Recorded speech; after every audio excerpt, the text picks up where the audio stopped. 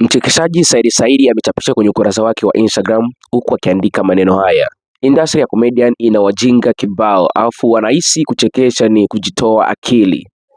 Kampuni ishagundua hili, iwapate wote kirahisi.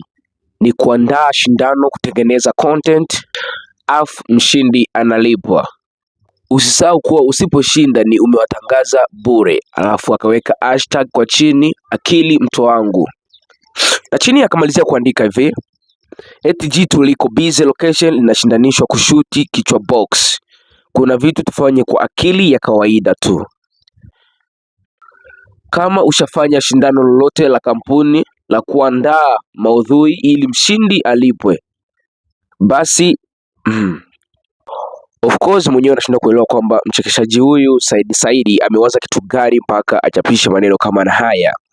Na ifahamike kuwa ameandika maneno haya kwa kuwalenga wachekeshaji, yani comedian.